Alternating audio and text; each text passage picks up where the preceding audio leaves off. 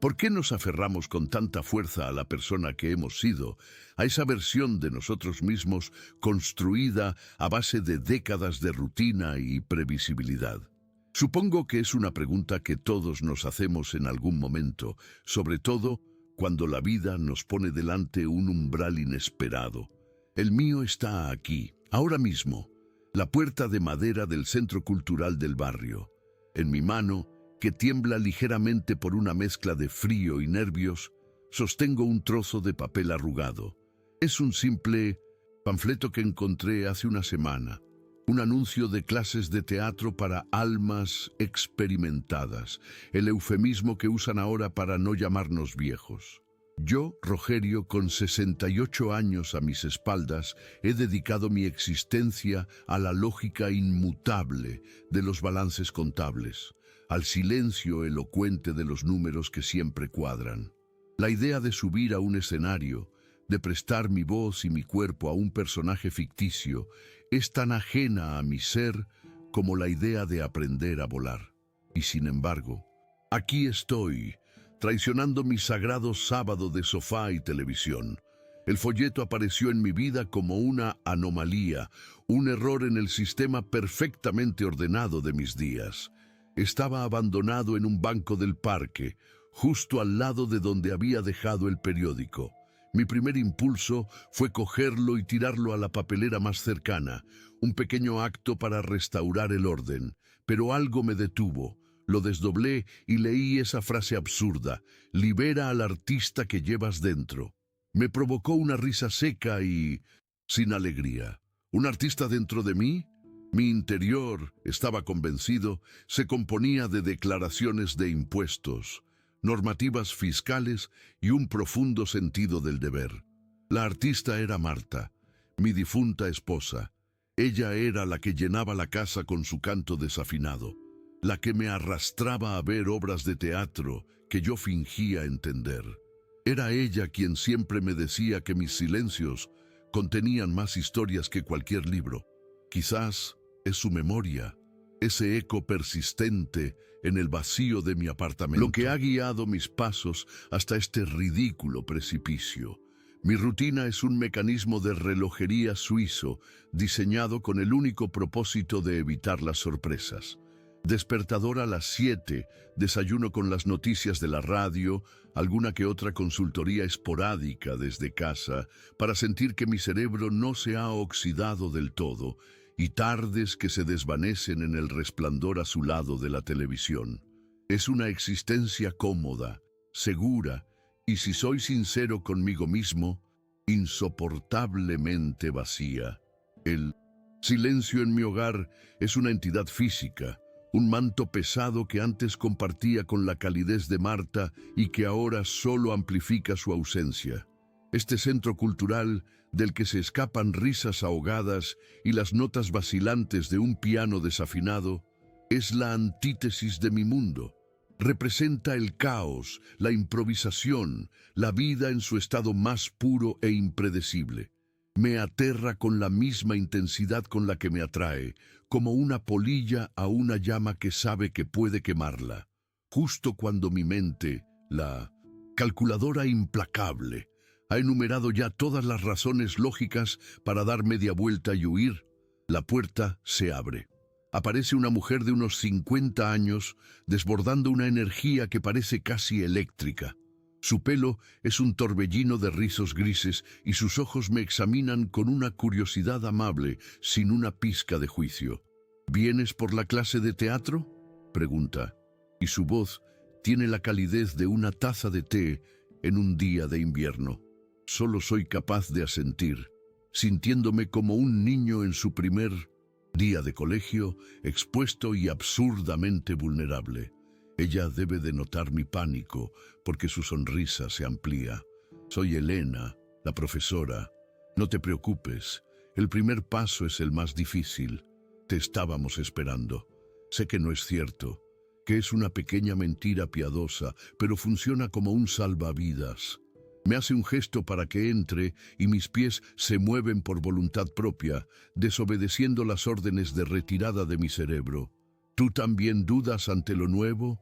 La sala es mucho más amplia de lo que había imaginado desde fuera, con un suelo de parqué que cruje bajo mis pies, delatando décadas de pasos, y unos espejos enormes que cubren por completo una de las paredes.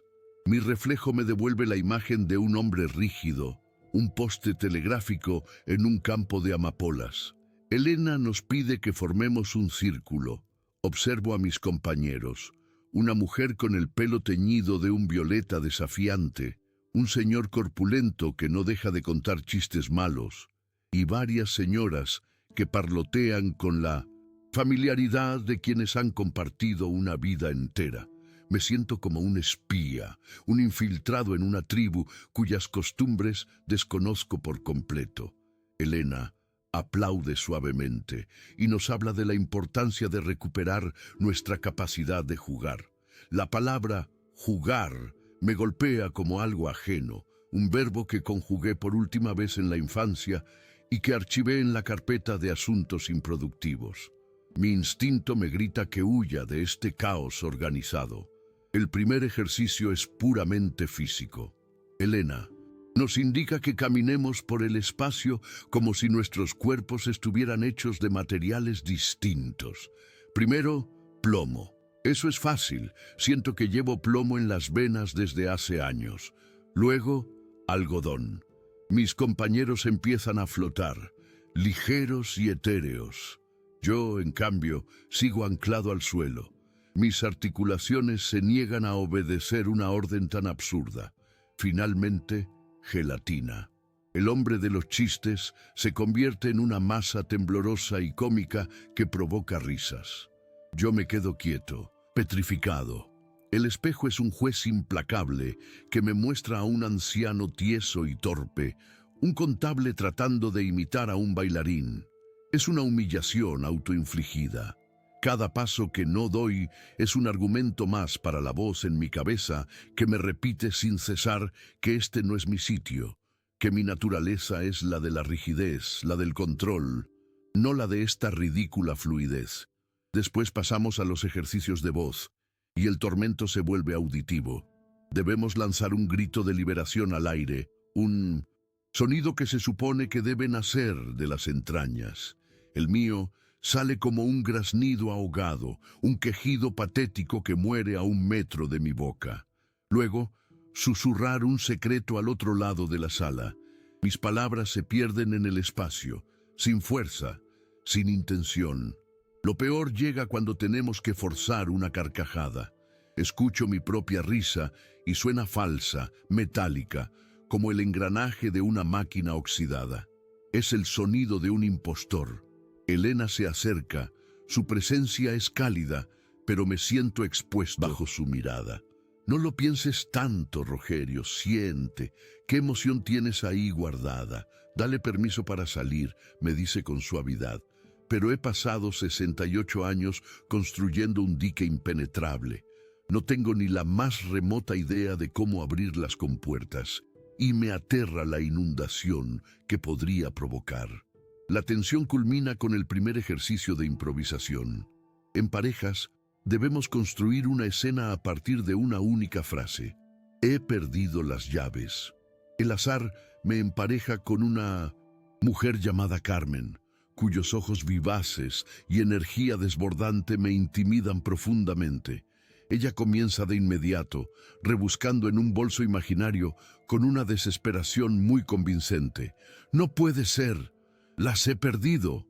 ¿Y ahora qué hacemos, cariño?, exclama, dirigiéndome una mirada cargada de expectación. De repente, todos los ojos de la sala están fijos en mí. El silencio se vuelve denso, palpable. Mi cerebro, esa herramienta de precisión capaz de desglosar balances complejos en cuestión de segundos, se ha declarado en huelga. No hay ni una sola palabra, ni una idea, ni un gesto. Soy una estatua de sal, en medio de un escenario que se ha convertido en mi propio tribunal.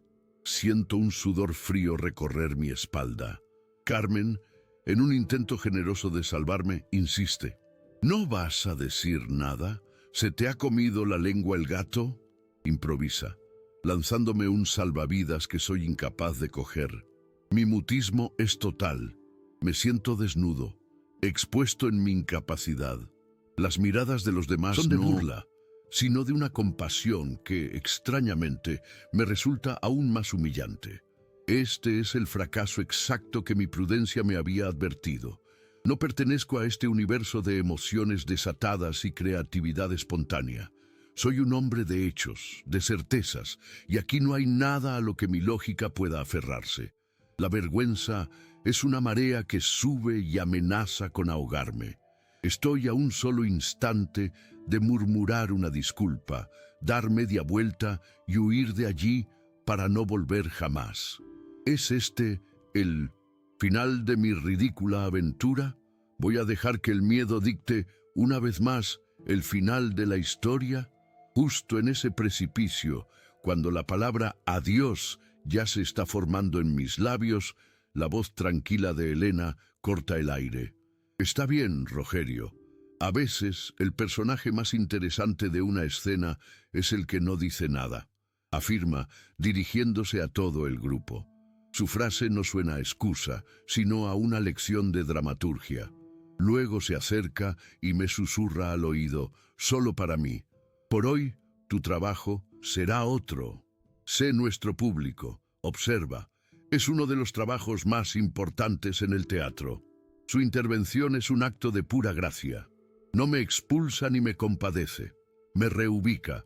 Me ofrece una salida digna que me permite quedarme. Me siento en una silla en un rincón de la sala, liberado de la presión de actuar, y por primera vez desde que he llegado, respiro hondo y simplemente me dedico a mirar. Desde mi nueva posición en la esquina, todo cambia. Liberado de la angustia de tener que participar, me convierto en un observador privilegiado. Veo a Carmen inventar un drama hilarante con otro compañero sobre un canario que canta ópera. Veo al hombre de los chistes transformarse en un rey anciano y melancólico que ha perdido su reino. Empiezo a notar los pequeños detalles, un gesto sutil, una inflexión en la voz, una pausa cargada de significado. Comprendo que esto no va de recitar un texto sin equivocarse, sino de permitirse ser vulnerable, de jugar a ser otro para, paradójicamente, descubrir algo nuevo sobre uno mismo. En la valentía de mis compañeros, en su disposición a hacer el ridículo y a emocionarse, encuentro una belleza inesperada, una forma de coraje que no conocía y que, muy a mi pesar, empiezo a admirar profundamente. La clase termina con un ejercicio de relajación tumbados sobre el parqué.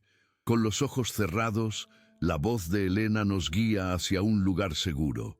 Mi mente viaja primero a mi despacho, mi fortaleza de orden y silencio.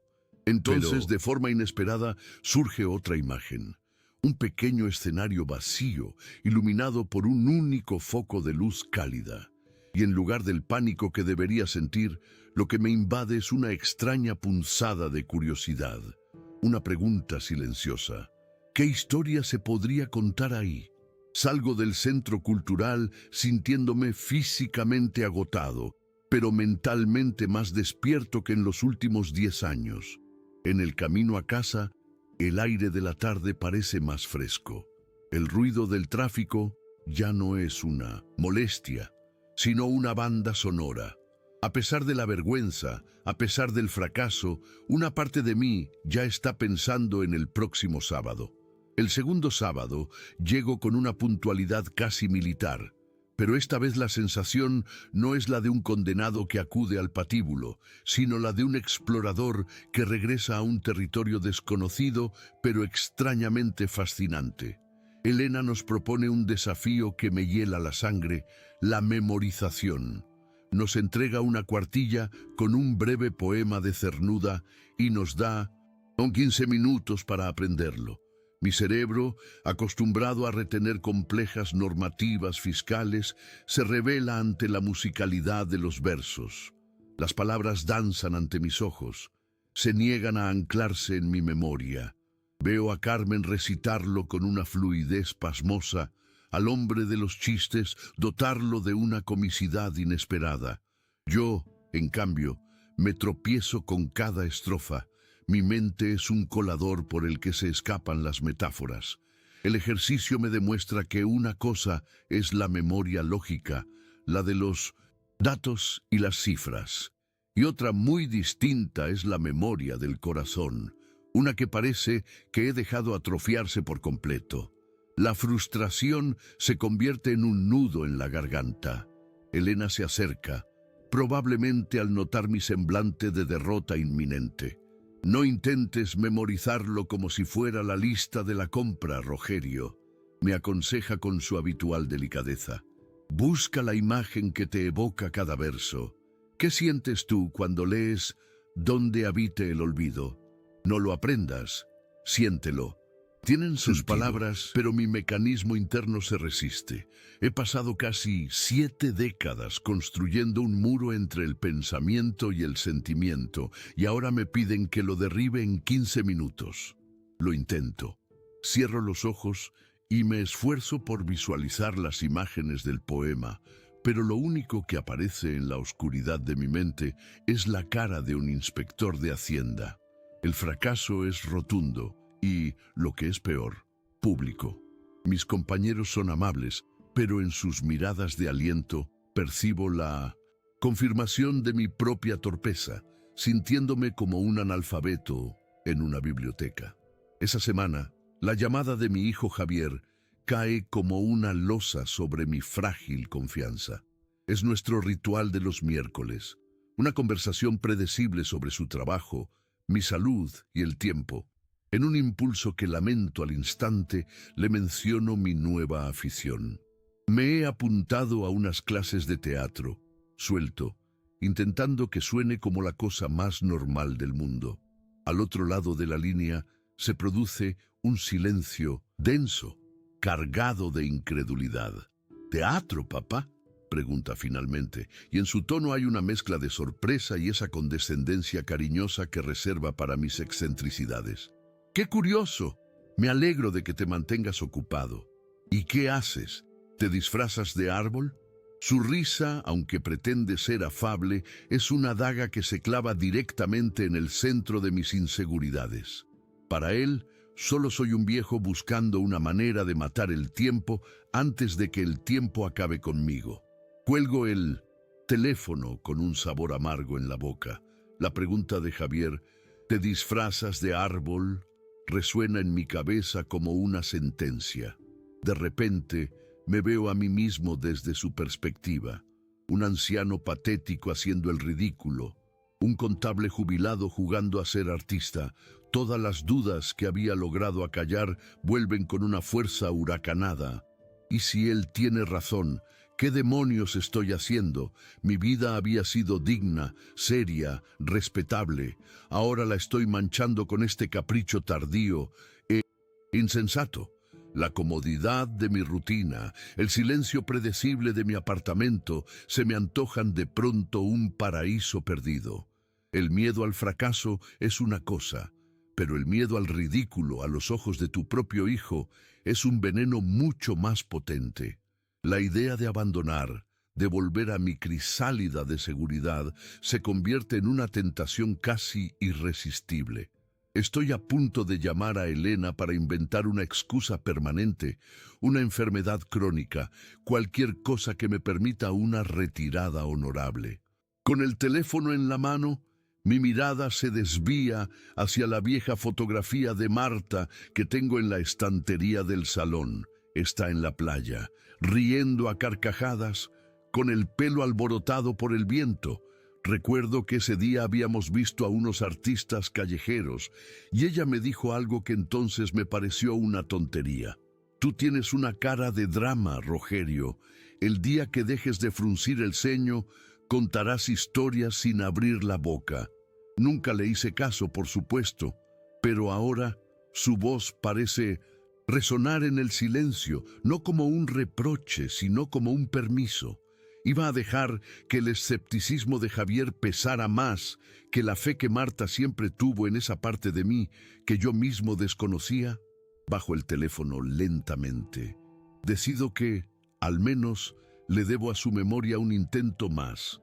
Llego a la siguiente clase con el alma cargada de plomo, convencido de que será la última. Elena parece percibir mi estado de ánimo y, en lugar de los ejercicios habituales, nos propone algo diferente. Hoy vamos a trabajar con la verdad, anuncia. Quiero que cada uno elija un objeto de su bolso o sus bolsillos que represente algo importante y nos cuente su historia, pero no como vosotros mismos, sino como si fuerais el propio objeto hablando. El pánico me invade. Mis compañeros sacan fotografías, un viejo llavero, una entrada de cine. Yo solo llevo en el bolsillo mi cartera de piel, gastada por décadas de uso. Un objeto aburrido, funcional, sin ninguna poesía, justo como yo. Me siento vacío, sin una historia que merezca ser contada, y la idea de huir en la pausa del café se hace cada vez más fuerte. Cuando llega mi turno, me pongo en el centro del círculo con la cartera en la mano. Las palabras no salen, el silencio se alarga, pero entonces pienso en la llamada de Javier, en su condescendencia, en la sensación de ser invisible, y una ira sorda empieza a subir desde mi estómago. Abro la cartera y con una voz que no reconozco como mía, empiezo a hablar. Yo no soy solo un trozo de cuero, como si la cartera hablara. He guardado el primer sueldo, he pagado la hipoteca de una casa y la educación de un hijo. He contenido facturas de hospital y recibos de cenas de aniversario. Mis costuras conocen el peso de la responsabilidad. Cada tarjeta de crédito gastada, cada moneda contada, es una línea en la historia de un hombre que nunca pidió nada para sí mismo. Me llaman aburrido, pero he sido el guardián silencioso de una vida entera. Mientras hablo, canalizo décadas de emociones reprimidas. La frustración de ser el pilar invisible, el hombre práctico cuya vida interior nadie se molestó en explorar. Describo el tacto del papel de los billetes, el frío del plástico de las tarjetas, el olor a cuero y a tiempo. Es un monólogo improvisado, nacido de la herida y la rabia. Cuando termino, levanto la vista. La sala está en un silencio absoluto. No es un silencio incómodo, sino uno denso, cargado de emoción. Veo a la señora del pelo violeta secándose una lágrima disimuladamente. Carmen me mira con una mezcla de asombro y un profundo respeto. Por primera vez no me he sentido juzgado. Me he sentido visto. He transformado mi vida prosaica en algo que por un instante ha conmovido a otras personas. Al salir de clase ese día, el aire de la calle me parece distinto, más ligero. El peso que llevaba sobre los hombros se ha disipado. La voz condescendiente de mi hijo ha sido reemplazada por el eco del silencio respetuoso de mis compañeros. He descubierto algo fundamental. Mi experiencia no es una desventaja. Mi vida de contable, mi naturaleza observadora y silenciosa, no es un vacío que deba llenar, sino un pozo profundo del que puedo extraer historias. El escepticismo externo, en lugar de destruirme, me ha proporcionado el conflicto necesario para mi primera escena verdaderamente auténtica. Aún tengo miedo. La torpeza no ha desaparecido, pero ahora tengo una brújula. Sé que el camino no es convertirme en otra persona, sino aprender a darle voz. Por fin, persona que siempre he sido. La propuesta de Elena cae en medio de la sala como una bomba de relojería silenciosa. Para final de mes, prepararemos una pequeña muestra para amigos y familiares. No se trata de una obra como tal, sino de una serie de monólogos cortos basados en nuestras propias vidas, en un momento que nos haya definido. Un murmullo de excitación nerviosa recorre el grupo, pero en mi interior solo se instala un pánico helado y absoluto. ¿Mi vida? ¿Qué fragmento de mi existencia podría tener el más mínimo interés para nadie? Mi biografía es una línea recta trazada con la regla de un contable, una sucesión de asientos en el libro diario, sin borrones, sin giros dramáticos, sin la tinta apasionada de las grandes historias. Me imagino a mi hijo Javier en primera fila, escuchando un monólogo sobre la amortización de activos fijos, y la vergüenza me quema por dentro antes incluso de haber escrito una sola palabra. Siento que me han pedido pintar un cuadro épico, y yo solo tengo un lápiz y una goma de borrar. Paso los días siguientes en un estado de parálisis creativa, sentado frente a un cuaderno cuyas páginas en blanco parecen burlarse de mi vacuidad. Intento escribir sobre mi trabajo, pero el resultado es un texto tan árido y técnico que podría servir como apéndice en un manual de fiscalidad. Intento evocar mi matrimonio con Marta, pero el dolor sigue siendo un guardián feroz que me impide profanar los recuerdos con palabras torpes. Todo lo que consigo plasmar en el papel carece de alma, es un esqueleto sin carne ni sangre. Mi crítico interior, esa voz implacable que creía haber acallado, vuelve con una fuerza renovada, susurrándome que he llegado al final del camino. ¿Lo ves?, me dice. No tienes nada que contar. Has sido un extra en tu propia vida. Es hora de una retirada digna antes de hacer el ridículo definitivo.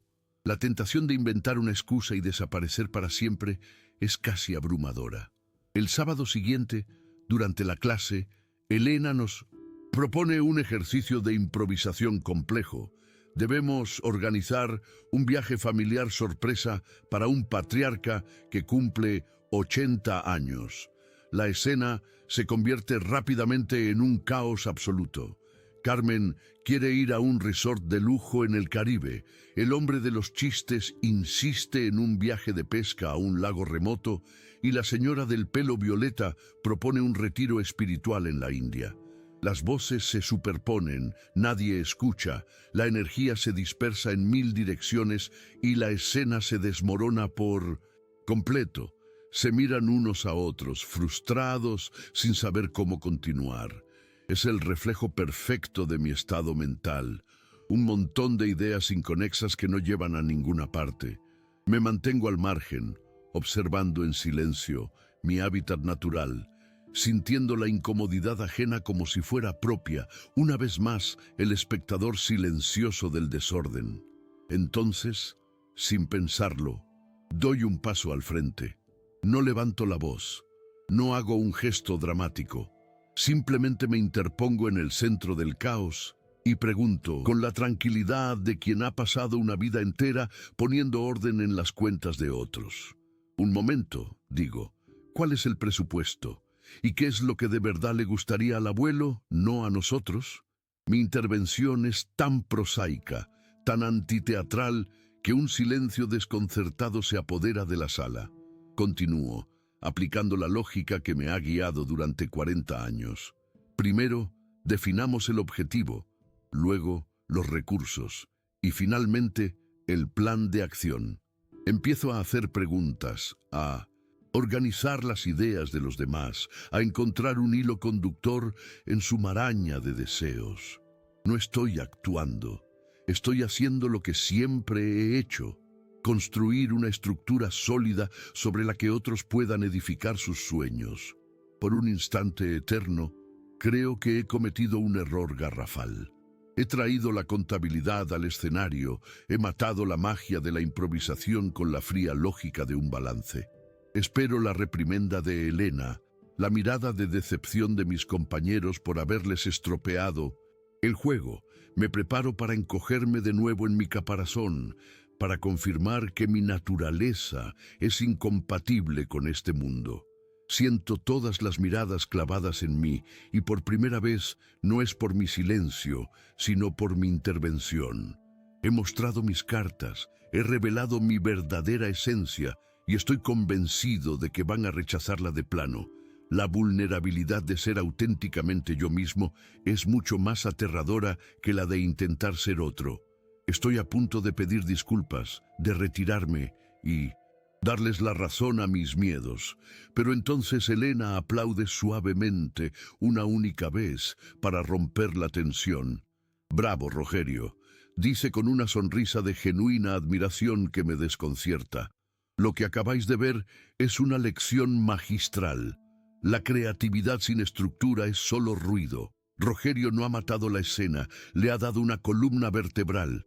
Ha encontrado el conflicto real, el objetivo del personaje. Ha hecho el trabajo invisible que permite que la historia avance. Mis compañeros asienten, mirándome ahora con una mezcla de sorpresa y un respeto que nunca antes había percibido. Carmen me guiña un ojo. Necesitábamos un director de producción, bromea. Y en ese momento comprendo. Mi supuesta debilidad, mi mente ordenada y metódica, no es un defecto que deba ocultar. Es una herramienta. Es mi aportación única a este ecosistema de emociones desbordadas. Es como si una presa se rompiera en mi interior. Todas las piezas se encajan. Mi vida no ha sido aburrida. Ha sido una constante lucha silenciosa por el equilibrio. Mi silencio no era vacío. Era un espacio de observación y análisis. Mi paciencia, forjada en décadas de revisar columnas interminables de números, es una virtud escénica increíblemente poderosa. Por primera vez no me siento como un anciano tratando de imitar la espontaneidad de otros, sino como un hombre experimentado cuya perspectiva tiene un valor incalculable. La edad y la experiencia no son un lastre que me ancla al pasado, son el pozo profundo, del que puedo extraer una sabiduría que los más jóvenes aún no poseen. Dejo de verme como una página en blanco y empiezo a verme como una biblioteca entera. Esa tarde me siento ante mi cuaderno y la sensación es completamente diferente. La página en blanco ya no es un abismo, sino una invitación. Ya no me pregunto qué historia podría ser lo suficientemente interesante para los demás. Me pregunto cómo puedo contar mi verdad de la forma más honesta posible, y la encuentro en el lugar más inesperado, en la belleza de un balance perfectamente cuadrado, en la tensión silenciosa de una auditoría, en la dignidad de una vida dedicada al deber y a la responsabilidad. Mi historia no es una de grandes gestas, sino de pequeñas batallas diarias libradas en la soledad de un despacho. Es la épica de lo cotidiano, el drama oculto tras la fachada de la normalidad. Y es una historia que solo yo puedo contar de esta manera. Las palabras empiezan a fluir, liberadas por fin del yugo de la autocrítica. Escribo sobre la música secreta de una calculadora, sobre la poesía que se esconde en la precisión de un libro mayor, sobre el peso y el honor de ser el guardián silencioso de la estabilidad de otros. No es un monólogo triste ni autocompasivo. Es una celebración de una vida que, aunque discreta, ha estado llena de un propósito silencioso.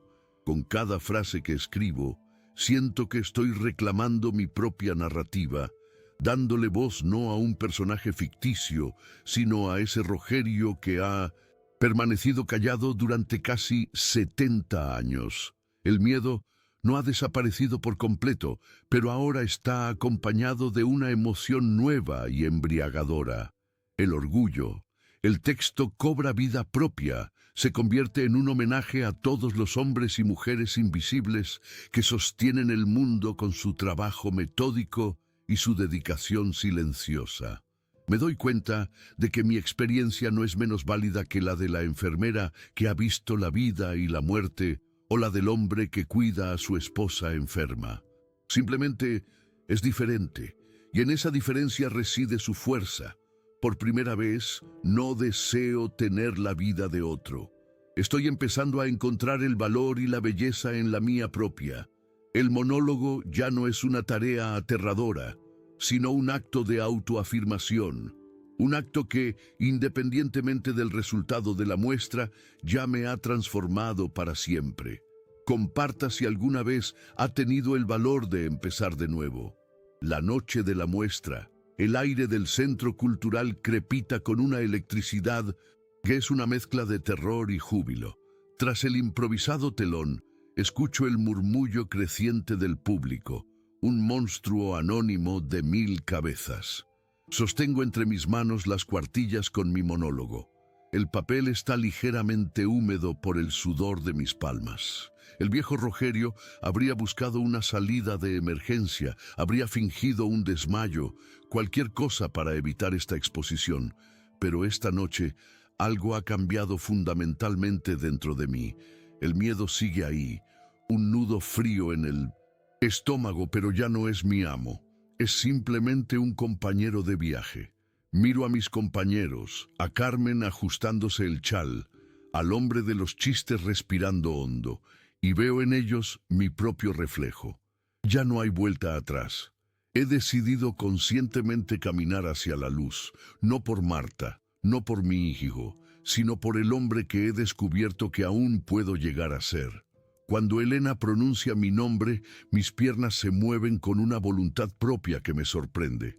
Atravieso el telón y la luz de los focos me ciega por un instante, borrando los rostros del público y dejándome solo en un universo de calor y silencio expectante. Localizo una sombra en la tercera fila que sé que es Javier. La voz de mi crítico interior intenta un último y desesperado asalto, susurrando que me humillaré, que confirmaré todas sus peores sospechas. Pero entonces respiro hondo, siento la solidez de la madera bajo mis pies y recuerdo las palabras de Elena. Mi vida es mi guión. No tengo que fingir ser un rey ni un poeta trágico. Solo tengo que ser un contable. Y por primera vez en mi vida, eso me parece el papel más heroico del mundo. Aclaro la garganta y, con una voz que suena sorprendentemente firme, empiezo a hablar de la belleza secreta de un balance perfectamente cuadrado. Mi monólogo no es un lamento, es una declaración. Convierto la monotonía de mi antigua profesión en una metáfora sobre la búsqueda del equilibrio en la vida. Hablo del silencio de la oficina como un santuario donde luchaba batallas invisibles contra el caos, de la responsabilidad de ser el guardián de los sueños de otros, expresados en cifras. Mis manos, que antes se sentían torpes e inútiles en escena, se mueven ahora con la precisión de quien ha pasado una vida contando, ordenando, creando estructura. No estoy actuando, estoy testificando, estoy dando voz a décadas de emociones contenidas, de un orgullo silencioso que nunca supe cómo expresar. Siento cómo las palabras conectan con el público, no porque sean dramáticas, sino porque son insoportablemente honestas. Por un momento, el escenario deja de ser un lugar de exposición y se convierte en mi verdadero hogar.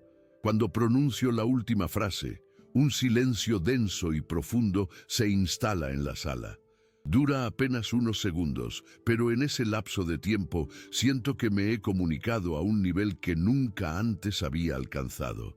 Es un silencio de comprensión, no de indiferencia. Luego estalla el aplauso.